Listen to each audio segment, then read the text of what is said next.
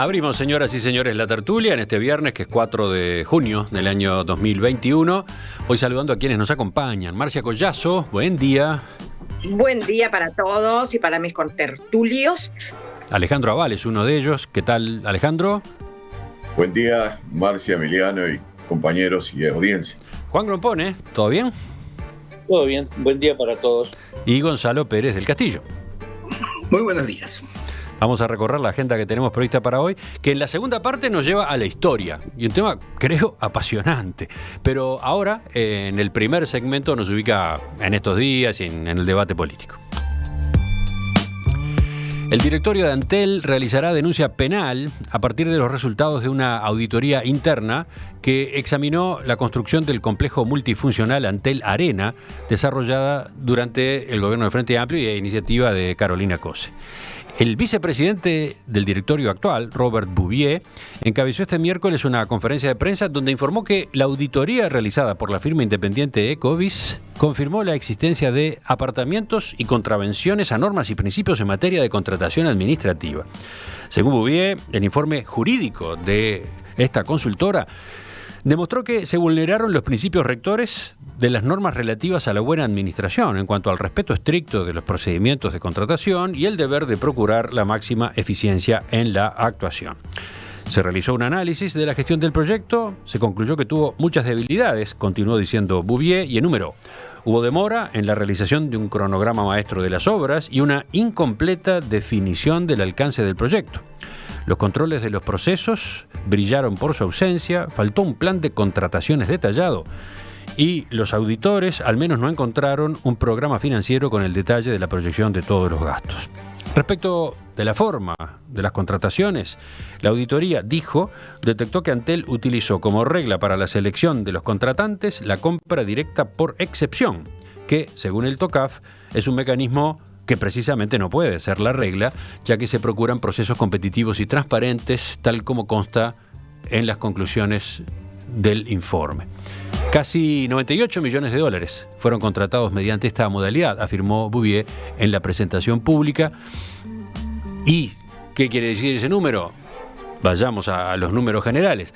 La primera parte del informe de auditoría presentado por Ecovis y que hizo público el directorio de Antel el año pasado, en diciembre de 2020, dio cuenta de que el complejo Antel Arena tuvo un costo de 118 millones de dólares. Y esa cifra implica que costó 28 millones más de la cifra que se había manejado al terminar la obra y que a su vez duplicaba los 40 millones estimados al inicio. Bueno, ¿quién toma la posta en este tema que tiene tantos asuntos de por medio, ¿no? Lo político, lo administrativo, la gestión, bueno, números. ¿Quién va? ¿Gonzalo? Sí. No, porque nos pediste que fuéramos breves y tú ya dijiste muchas de las cosas que pasaron, así que no es necesario revisar todo. Sí, te faltó decir que el proyecto no estaba presupuestado, ni se contaba con los fondos cuando se emprende este proyecto. No sé si dijiste que cuando el Tribunal de Cuentas observa estos gastos, los gastos son todos reiterados. Que en Antel dijeron desde el principio de que estos gastos eran todos reservados y confidenciales. Que cuando un senador de la República, en este caso el senador Pablo Mieres, así que conozco bien la historia, interpela al ministro del ramo, ministra en este caso, se le dan cifras que no son las verdaderas, que la bancada de la ministra dice que las explicaciones son satisfactorias. Ahora resulta que la obra costó 3 veces más de lo que estaba planeado, que siguen habiendo deudas, y entonces vamos a la justicia. Ahora, yo creo que nos tenemos que preguntar, ¿no había forma de parar esto antes? Con todas esas cosas que dijiste vos, Emiliano, y las que digo yo, ¿cómo puede una democracia controlar este tipo de cosas? Es decir, más allá de qué partido político pertenece o cuestiones personales que no es el momento de estar planteando. Digo, nuestra democracia no es capaz de parar un bochornoso gasto como este. Esa es la pregunta que nos tenemos que hacer. Bueno. ¿Qué mecanismo existe? varios de ustedes estaban interesados en tomar el tema. Miro los mensajes de los oyentes y me encuentro, por ejemplo, con este que plantea Andrea: ¿auditoría o casa de brujas?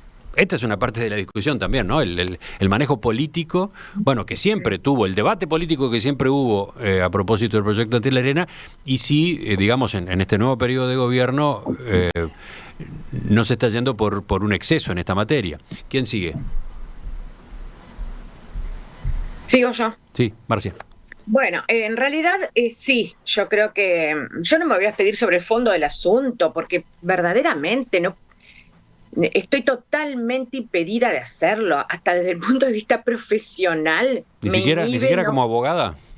No, justamente no, porque creo yo que un profesional en abogacía no puede opinar sobre el fondo de un asunto tan complejo como este sin acceder mínimamente a información documental. Yo no la poseo, no tengo manera ninguna de acceder a ella. Por lo tanto, debo inhibirme de expresar una opinión en ese sentido. Voy a expresarla en otros sentidos.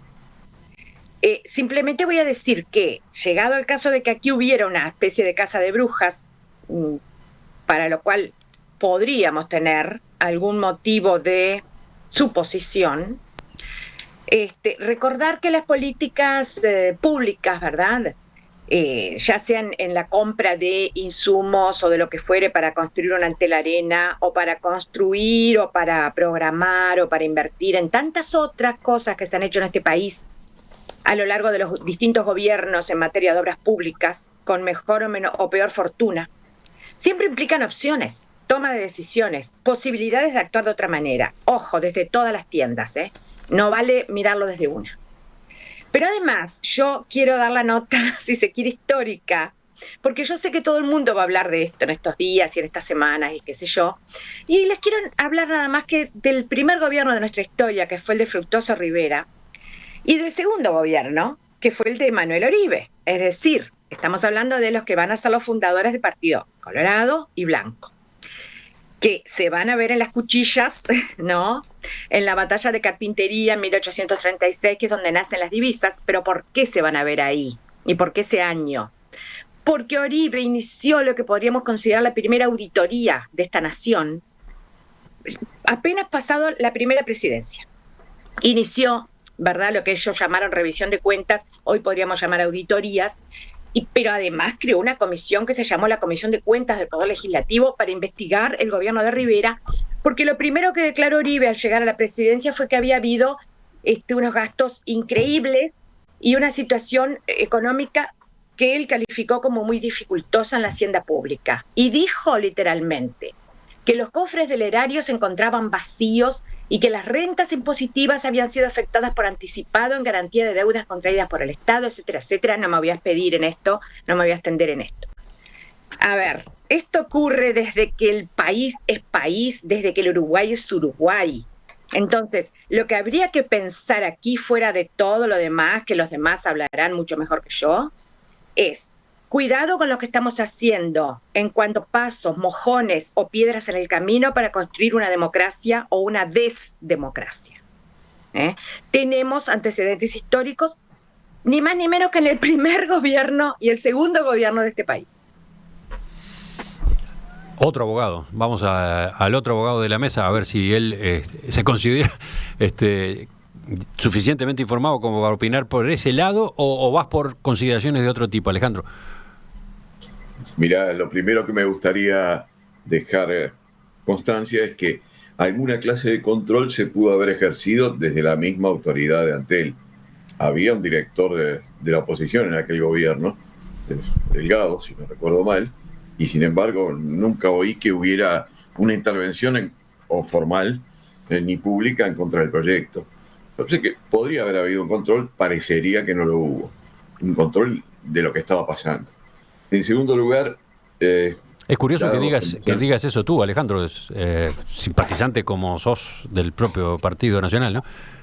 Bueno, pero yo soy votante del Partido Nacional, pero bueno, siempre me pareció que era una omisión, por lo menos, si es verdad que no hubo alguna intervención pública, que yo no la recuerdo y no conozco a nadie que la haya dicho que existió. Bueno, en segundo lugar... No, pero aclaro.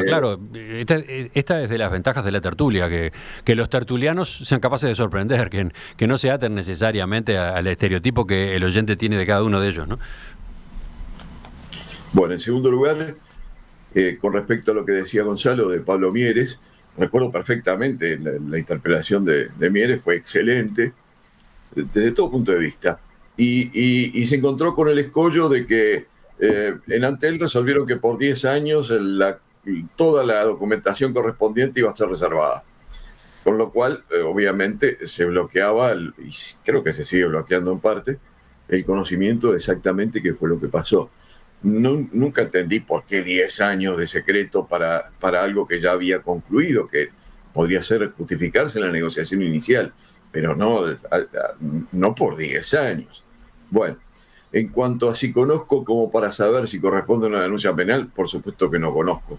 No conozco en absoluto, no puedo decir no puedo juzgar si está bien o está mal, tendría que estar muy informado. Lo mismo que decía Marcia, bueno, no estamos suficientemente informados para conocer eso. Y ahora, no dejo de reconocer que me dolió mucho dos cosas de estos episodios que no puedo no decirlas. La primera, que no se reconstruyó el cilindro. De verdad que me dolió. Me dolió. Era una obra extraordinaria. No sé si Juan compartirá ese punto de vista, porque el que la hizo, que era Viera, no era en realidad ingeniero, pero bueno, andaba cerca y era docente de la Facultad de Ingeniería además. Un tipo, creo, por lo que sé, que era un individuo excepcional. Y la obra era excepcional. Me dolió que no la reconstruyeran. Pero además que se gastaran, porque esto, bueno, creo que es un dato incuestionable, 120 millones de dólares, de los cuales se deben 50 o casi 50. Y todavía, para una obra que según dicen está valorada, bueno, como activo de Antel entre 30 y algo de millones de dólares, o sea, menos de la tercera parte de lo que se gastó por ella. Pero bueno, ahí está la Antel Arena y por lo menos algunos nos pudimos ir a vacunar ahí. Sí, vaya si está teniendo un uso inesperado el Antel Arena mientras no tiene, debido a la pandemia, el otro uso que supuestamente era el principal, el uso para el cual fue construido. Me dejaste pensando con eso de que no se reconstruyó el cilindro municipal. Sí, es otra discusión. Ahora, si se lo hubiera hecho, habrían aumentado los costos. Quiero decir, tú hubieras dejado el cilindro y habrías construido esto al lado, o no habrías construido esto y habrías reciclado el cilindro. Bueno, yo no estaba en Antel para proponer eso, ni estaba en el gobierno municipal tampoco, así que no puedo decir. Lo único que digo es que me duele que no se haya reconstruido, y si funcionaba antes, bueno, quizás se podría haber adaptado a los tiempos más modernos, pero no quiero abrir un juicio sobre eso. Lo que estoy diciendo es simplemente que me dolió que no se hubiera reconstruido. Y además no oí voces de ningún lado, creo, salvo alguna aislada en las redes, diciendo ¿por qué no se reconstruye? Uh-huh. Sí, bueno, a propósito de lo que estás marcando, un par de agregados, antes de que intervenga el ingeniero, dicen desde la audiencia, lo plantea Roberto, que el sistema estructural del cilindro municipal fue antecesor del Madison Square Garden en cuanto a techos colgantes. Esa es una observación. La segunda, recordemos que el proyecto de la Antel Arena se desencadena luego de aquel incendio que sufrió el cilindro municipal, ¿no? Y que lo dejó más maltrecho de lo que todavía estaba. Juan, ahora tú. Sí, Emiliano, sí. Yo quisiera, antes de que hable Juan, quisiera decir que yo no entendí las intervenciones de los dos contertulios que me siguieron. ¿Cómo que no entendiste? No entendí. No entendí qué es lo que quieren decir. No entendí a Marcia. Es decir, ¿qué quiere decir? Que el primer gobierno de Rivera fue objetado porque había dejado sin fondos a Uribe. Sí, Gonzalo. Que entonces nosotros, ¿qué? No podemos objetar. ¿Sí? No, eso es una interpretación. No lo estoy haciendo como una cuestión política partidaria, porque sabes muy bien que yo estoy en una línea distinta.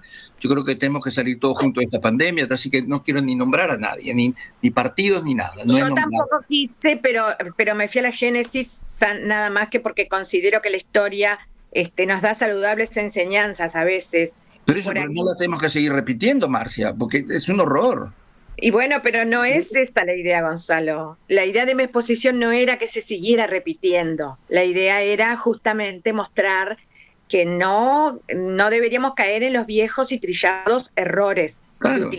de utilizar al derecho y al aparato jurídico del Estado a veces como una vía espuria de conquistar. De acuerdo. Claro. La democracia debería combatir estas cosas, es lo que yo dije, ¿no? Porque Pero ahora llegamos a la justicia, ¿y qué arregla esto? Ya no gastamos los 120 millones de Por dólares. supuesto, Gonzalo, esa era la intención, en realidad, histórica de mi exposición. Ok, entendí tu exposición entonces. A ver, después me la agarro con Naval. Dale, No, Juan. dale, ya que estás para interpelar, seguí interpelando. A ver, ¿qué pasa con lo que dijo Alejandro? No, lo que dice Alejandro está bien, pero yo, por lo que yo sé, y no sé nada porque nunca participé de estos directorios, si vos estás en minoría, hay una cosa que puedes hacer, que es renunciar y irte, cosa que el representante, no sé ni quién era. Gonzalo, podrías votar en contra o por lo menos salir a decir que votaste en contra. No sé si... por ejemplo, ahora con la denuncia penal en Antel, hay un director de la oposición que integra Antel y que salió a hacer declaraciones de que no estaba de acuerdo con la denuncia penal y no la votó. A ambos. Ahora los interrumpo a ambos. Ahora los interrumpo a ambos, Gonzalo y Alejandro. Desde la audiencia nos aportan antecedentes de justamente cuál fue la actitud del director del Partido Nacional.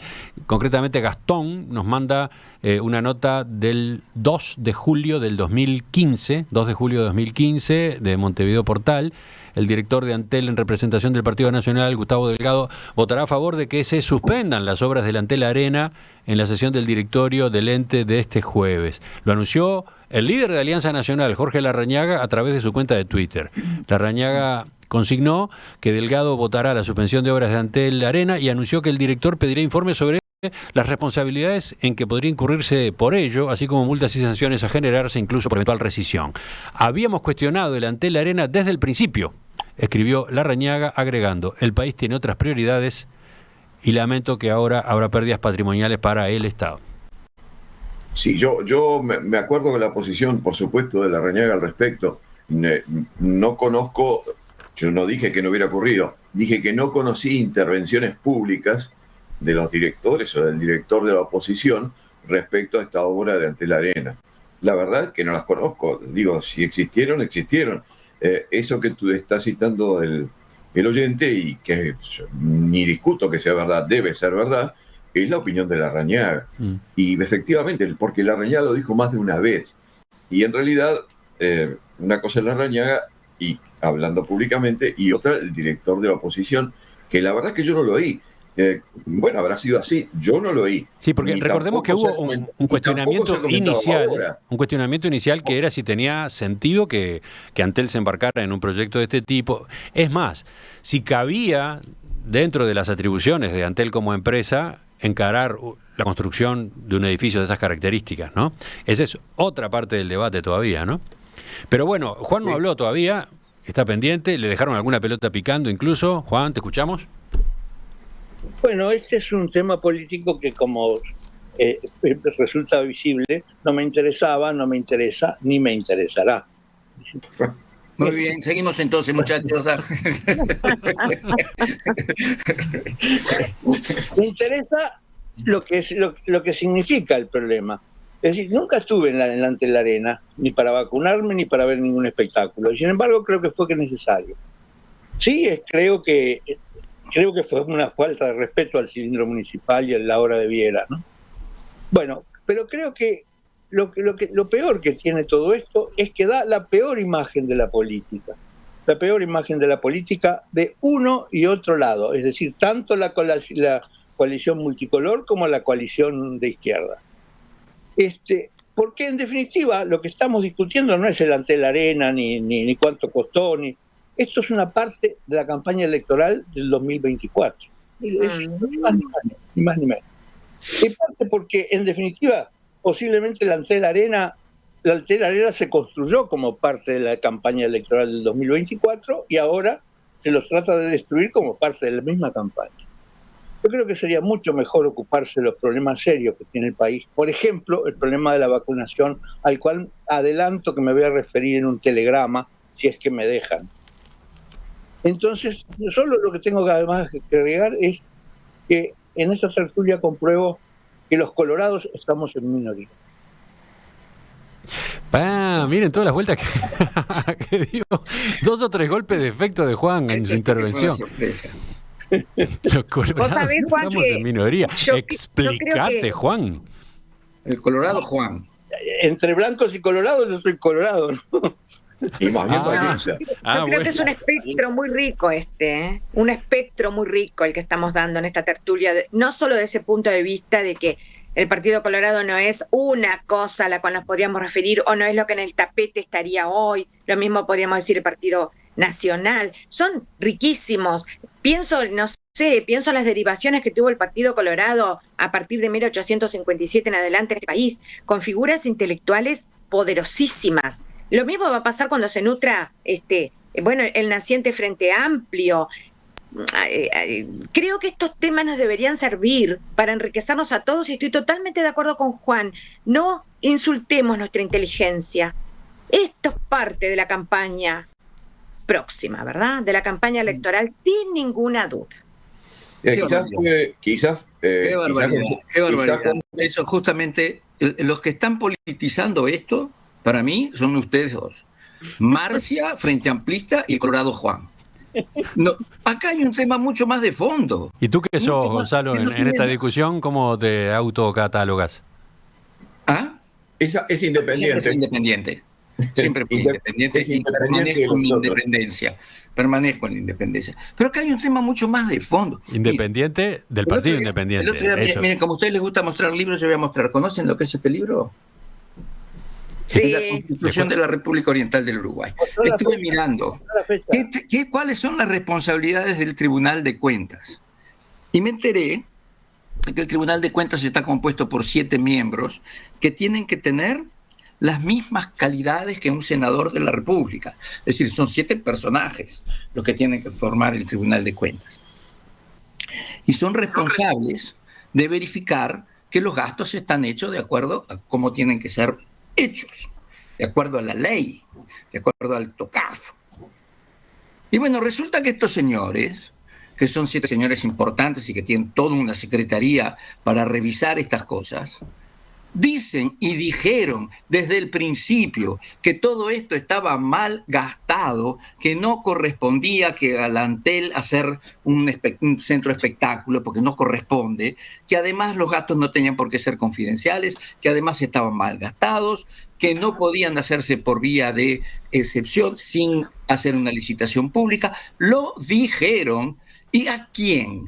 Y en el Parlamento lo recogieron y hicieron... Y no funciona. No tiene nada que ver con la campaña electoral. Tiene que ver con que nosotros tenemos un sistema en esta democracia que no funciona porque no controla los gastos y nadie le hace caso a este Tribunal de Cuentas. Eso es lo importante acá. Y no estar discutiendo si en realidad esto es una parte de la campaña electoral o no. La realidad es esa. Estas cosas suceden, que tenemos que terminar en un tribunal. ¿Y qué va a decir el tribunal? Tal persona es culpable. ¿Y los 120 millones de dólares qué? Los ponemos igual. ¿Por qué? Porque no hubo control. Ese es el problema.